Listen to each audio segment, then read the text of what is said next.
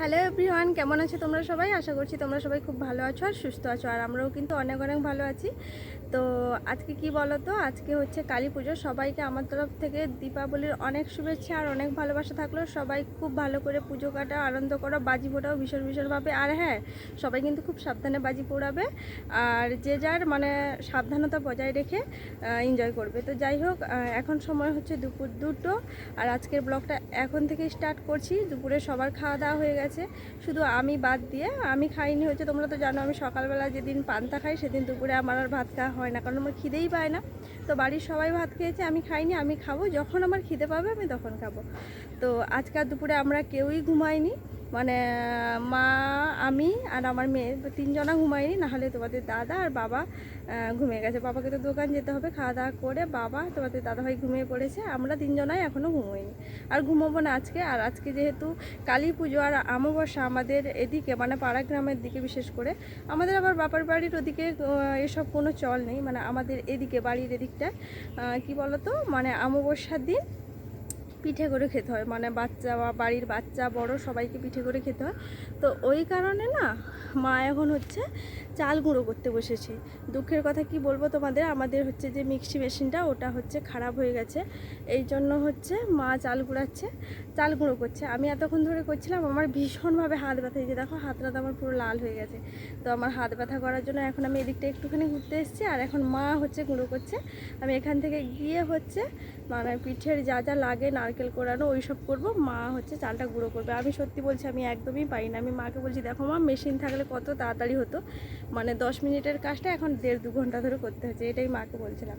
তো আর কি বলবো, আর হ্যাঁ, আমাদের বাড়ির এখানটা একদম বাড়ির কাছে পুজো হচ্ছে। সকাল থেকে এত জোরে মাইক বাজছে, কি বলবো, আমার তো রীতিমতো শ্বাসকষ্ট শুরু হয়ে গেছিলো। তো এখন দুপুরবেলা, তো এখন একটুখানি বন্ধ করেছে, সবাই রেস্ট নেওয়ার সময়। এই সময় যদি মাইক বাজে তাহলে তো সবাই বকাবকি করবে, তো এই কারণে মাইকটা বন্ধ রেখেছে। নাহলে 3টা বাজলেই কিন্তু আবার ভীষণ জোরে মাইক বাজবে। আর জানি না কি বক্সগুলো নিয়ে এসছে, নাম সম্ভবত আমার ঠিক মনে নেই। মানে গানের থেকে বেশি আওয়াজ হচ্ছে, গুম গুম করে আওয়াজ হচ্ছে বেশি। তো ওই জন্যই সকাল থেকে ব্লগ শুরু করা হয়নি। আজকে ব্লগটা দুপুর থেকেই শুরু করলাম। ওই বেজে গেছে, আর আমি কথাই বলতে পারবো না।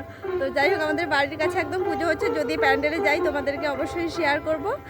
আর হচ্ছে দীর্ঘদিন আমার চ্যানেলে কোনো ভিডিও দিচ্ছিলাম না, ভাবলাম আজকে ব্লগটা শুরু করি। আর এবার থেকে ভালো ভালো ব্লগ আসবে, যেহেতু মানে এরপর থেকেই আমি বেরাবো একটু বাইরের দিকে, নতুন নিত্য নতুন ব্লগ নিয়ে আসবো। তাই আজকে ব্লগটা শুরু করলাম। তো চলো ব্লগটা দেখতে থাকো, আর বেশি কথা বলবো না, কারণ আমার একটাও কথা তোমাদের কানে যাবে না, কারণ বুঝতেই পারছো মাইক বেজে গেছে। তো চলো সঙ্গে থাকো। এখন আমি বাড়ি যাই, দেখি মা কি করছি। তো চলো। আজ বহুদিন পর ভিডিওটাতে ভয়েস দিচ্ছি, কারণ কালী পুজো কিন্তু অনেক দিন আগে চলে গেছে। এখন জগদ্ধাত্রী পুজোও চলে গেছে, বুঝতে পারছো কত আগেকার আর ভিডিও এটা। কিন্তু কি করব বলো তো, কদিন শরীরটাও ভালো ছিল না, মনও ভালো ছিল না। তো যেহেতু ভিডিওটা ছিল, ভাবলাম এত কষ্ট করে করেছি, এটাতে যদি না ভয়েস দিয়ে না মানে আমি দিতে পারি, তাহলে আমারই খারাপ লাগবে। অত কষ্ট করে ভিডিওটা করেছি, তো ওই জন্য ভাবলাম যাকগে ভিডিওটা দেওয়া যেতেই পারে। তো ওই জন্য আজ অনেক দিন পরে ভয়েস দিতে বসেছি। আজকাল করে এতদিনই দেওয়া হচ্ছিল না। তো যাই হোক, চলো। ওখান থেকে হচ্ছে এসে দেখলাম মায়ের চাল বাটা প্রায় শেষের দিকে, তাও 1 বাটি মতো চাল তুলে রেখেছে। তারপর মা বলছে কি, তুমি তাহলে নারকেলটা কুড়ে ফেলো। তো ওই জন্য আমি নারকেলটা কোড়াচ্ছি। আর দেখো, নারকেলটা ভাঙার সময় নারকেলের মধ্যে একটা ফুল বেরিয়েছিল। তো ওই ফুলটা খেতে কিন্তু আমি ভীষণই ভালোবাসি, ওটার ফুল। তারপর হচ্ছে ওই যে তাল শাঁস হয় না, তাল শাঁসের যে মানে তালের যে আটির ভেতরে যে শাঁসটা থাকে, ওটাও খেতে আমি খুব ভালোবাসি। তো ওটা খেয়ে নিয়ে তারপর নারকেল কুড়োচ্ছি। এখন হচ্ছে সন্ধ্যে 6টা, পিঠের সমস্ত কিছু গোছগাছ করে রেখেছি, এখনও তৈরি করা শুরু হয়নি। আর এদিকে হচ্ছে মেয়ে সন্ধ্যে দেখালো, তারপর হচ্ছে মানে তারাবাতি, আর হচ্ছে এটাকে যেন কি বলে না, ঝুরঝুরি বাতি না কি একটা বলে, আমার ঠিক খেয়াল নেই। তো মেয়ে ওই সবই করছে, আর তার দাদু কয়েকটা প্রদীপ এনে দিয়েছিল, তো প্রদীপগুলো বাড়ির মধ্যে জ্বালিয়েছে। আর আমার কথা তো ছেড়েই দাও, আমি এসব জিনিস থেকে ভীষণভাবে দূরে থাকি, কারণ আমার খুবই ভয় করে। গত বছর 2 আগে না, এই বম ফাটাতে গিয়ে আমার হাতটা পুড়িয়ে ফেলেছিলাম। তো সেই দিন থেকে এইসব বাতিতে হাত দিতেও আমার ভয় লাগে। এমনিতে আমার মেয়ে যখন ওগুলো হাতে নেয় না, আমি ওকে খুব সাবধানে ওগুলো করতে বলি। বাচ্চা মেয়ে কথা শুনে না, পারলে তো আমার মনে হয় কি ওর হাতে একটাও কিছু যেন না দিই। তো কিন্তু সবাই মিলে এইসব যখন জ্বালাতে থাকে না, তখন আমার মেয়ের মনটা খারাপ হয়ে যায়। ওই জন্যই ওকে বাধ্য হয়ে মানে যেসব জিনিস জ্বালালে ভয় থাকবে না সেই সব জিনিসই ওর বাপি ওকে কিনে দেয়। মা মেয়ে দুজনে খাওয়া দাওয়া করলাম, তারপর মেয়ে হচ্ছে তারাবাতি, ঝাড়াবাতি, আরও কি জন্য ঝুরঝুরি পাতি না কি বলে, সমস্ত কিছু জ্বালানো হলো। এখনও কিছু জ্বালিয়েছে, কিছু বাকি আছে। তো এবার হচ্ছে আমি যাব কাকিমাদের বাড়িতে। ওই যে তখন চাল টাল সব গুঁড়ো করে রেখেছিলাম, এখন সেগুলো তৈরি করতে হবে। তো এখন হচ্ছে আমি কাকিমার বাড়িতে যাব। কাকিমা আর আমি আর আমার শাশুড়ি মা সবাই মিলে একসঙ্গে পিঠে তৈরি করব। মানে আমরা একে অপরকে সাহায্য করে কাজটা করবো, তাহলে অনেক তাড়াতাড়ি হবে। আর তোমাদেরকে তখন তো বলাই হয়নি যে আমাদের বাড়িতে কালী পুজো হচ্ছে। তো কাকিমার বাড়িতে যাওয়ার সময় তোমাদেরকে দেখাবো আমাদের বাচ্চারা মিলে কালী পুজো করছে। এখন হচ্ছে কাকিমাদের বাড়িতে যাচ্ছি। মানে পিঠের যে সমস্ত কিছু সরঞ্জাম আগে থেকে পৌঁছে দিয়ে এসেছি, শুধু খালি পিঠের যে পুরটা ওটা নিয়ে যেতে ভুলে গেছিলাম। মানে বাঁধাকপি ছিল আর হচ্ছে নারকেল কোড়া, তো এই দুটো জিনিসই নিয়ে যেতে ভুলে গেছিলাম, ওটাই নিতে এসেছি। আর চলো তোমাদেরকে দেখাই যে আমাদের বাচ্চারা কেমন করে প্যান্ডেল করেছে আর কোথায় পুজো করছে। তো আমার জেঠুর বাড়িতে হচ্ছে পুজোটা হচ্ছে, আমার বাড়ি থেকে তো বেশি ডিস্টেন্স নয়, তোমরা দেখতেই পাচ্ছ।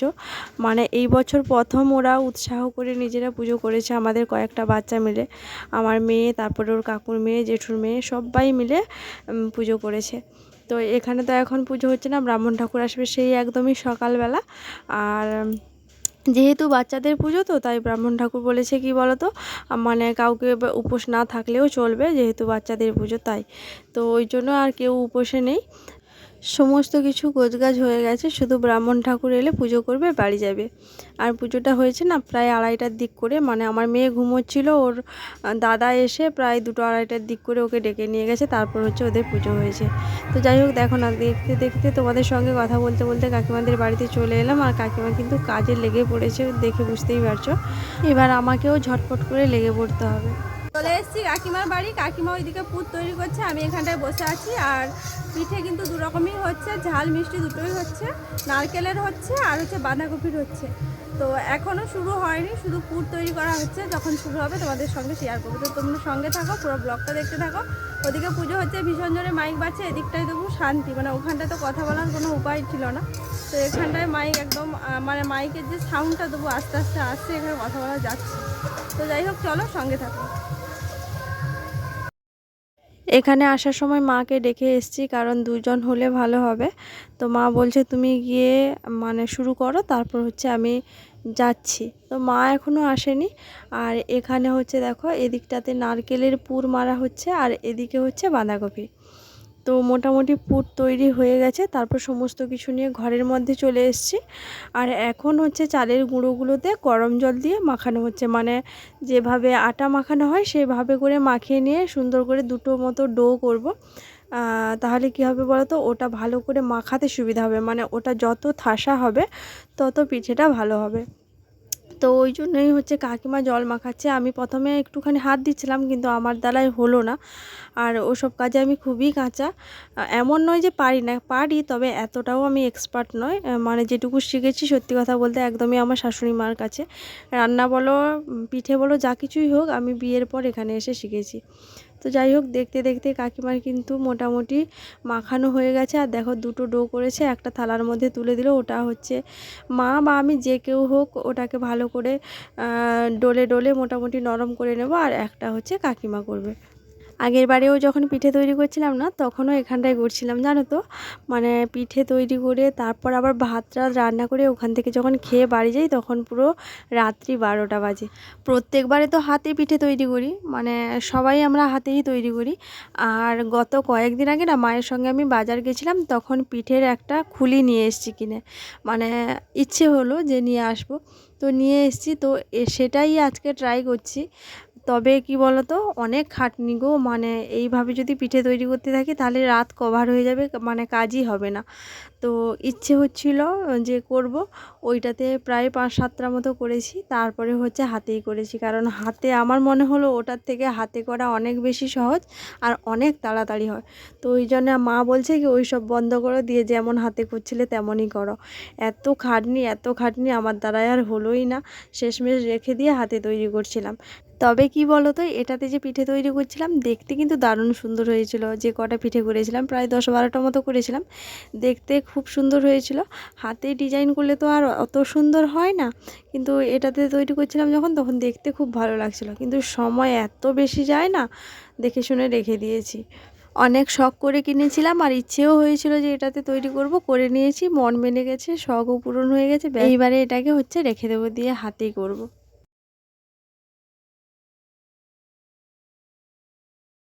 পিঠে কিন্তু তৈরি করা কমপ্লিট, আর আমরা সবাই বাড়ি চলে এসেছি। আর আমরা না ওখানে তৈরি করতে করতে অনেকটা খেয়ে ফেলেছি, তাই এখন আর আমরা খাচ্ছি না। আর এখন তোমাদের দাদাভাই বাড়ি চলে এসছে, আর বাড়ি চলে এসছে মানে বুঝতে পারছো রাত এখন কটা মতো বাজে, রাত 10:30 বাজে, কারণ 10টার সময় তোমাদের দাদা দোকান চলে আসে, মানে দোকান থেকে বাড়ি চলে আসে আর কি। তো যাই হোক, ওকে এখন খেতে দিয়ে দিচ্ছি। তো চলো আজকের ভিডিওটা তাহলে এখানেই শেষ করছি। সবাই ভালো থাকবে, সুস্থ থাকবে আর সাবধানে থাকবে। আর আজকের ব্লগটা তোমাদের কেমন লেগেছে অবশ্যই কিন্তু কমেন্ট করে জানাতে ভুলবে না। যদি ভালো লেগে থাকে তো প্লিজ একটা লাইক করে আমার চ্যানেলটিকে সাবস্ক্রাইব করে আমার পরিবারের পাশে থাকবে। তো চলো দেখা হচ্ছে খুব শীঘ্রই পরের একটা ব্লগে। ততক্ষণ অবধি তোমরা সবাই ভালো থাকো, সুস্থ থাকো আর পরিবারের সবাইকে নিয়ে খুশিতে থাকো। তো চলো সবাইকে টাটা।